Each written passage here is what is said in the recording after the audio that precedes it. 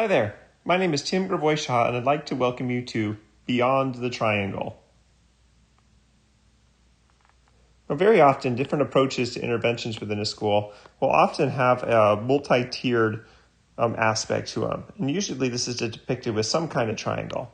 So you've got your green level here, and this is sort of meant to represent where most of our students is at and where most of our interventions are going to be. Then we have our kind of yellow level here. We've got a small group of kids who maybe need a little bit of extra support here at tier 2. And then we have our, oh my goodness, we're up here at tier 3. And this is a big old red level right here. And we better make sure that we're all ready to go all in right here.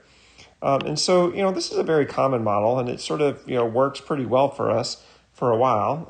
And this is our typical, tiered model here for our different tiers of support. Now, it's not horrible, and it kind of works pretty well when this multi-tiered model was, first invented 50 years ago.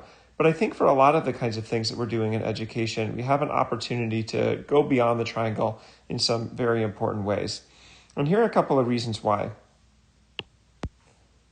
The first problem with triangular interventions is that it kind of presumes that there's a linear progression, that everybody starts with, not really needing anything all that much, to gradually and linearly progressing through different tiers to need greater and greater levels of intervention.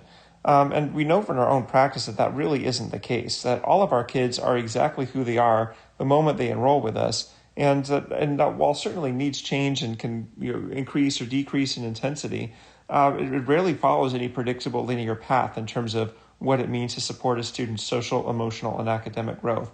So already we're running into a little bit of trouble with our triangle right here. But here's another and more important problem with the triangle. Just take a look at what we unintentionally communicate when we color things, green, yellow, and red. I'm at a point in practice right now where I am very, very uncomfortable simply labeling any student with a color of red. It has a lot of connotations to it. One, of course, would just alarm, just that there's a problem. Just even the idea of red being assigned to stop. All of those things are exceptionally problematic when we think about what we're actually trying to do. It turns a student and their needs into something that's has some negative connotations on it really from the start. The other issue I have from an equity point of view is that very often when we talk about this multi-tiered system of support using a triangular model, the goal seems to be some version of, let's see if we can make as much of this triangle as possible turn green. Let's see if we can get the green all the way up to there right now. Let's see if we can somehow solve all of the problems up here at tier 3 so that now we really just don't have as much red. It communicates that students and their needs are problems to be solved rather than simply acknowledgments of who students are. Now, that's not to say that we can't build systems that are equipped and ready to support a variety of student needs. And that's what I think this graphic communicates in a much more, to be honest, respectful way and accurate way in terms of what we're actually trying to accomplish when we have different levels of support in a social, emotional, or academic program. You'll notice there's about 100 dots here. About 80 of them are one color blue, 15 of them are another color blue, and 5 of them are another kind of blue.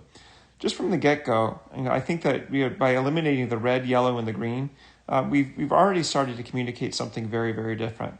Every child is different, every child is unique, and every child's needs are valid and legitimate, and our responsibility to help meet as best we can. Rather than depicting students as existing in one part of a multicolored pyramid, now we see that students can exist anywhere that the school happens to be. And the students of any kind of need or any kind of requirement for support are going to have their needs met no matter where they are in our school. Certainly, we want to be able to build our systems so that they're responsive to the students that are enrolled with us. We also don't want to communicate what we're doing with mental models that stigmatize or medicalize the kinds of supports that our students need. Every single student matters, every single student belongs, every single student's needs can get met, and being different here is not seen as a problem, but something that's simply part of a beautiful range of normal when it comes to all of the students in our full school community.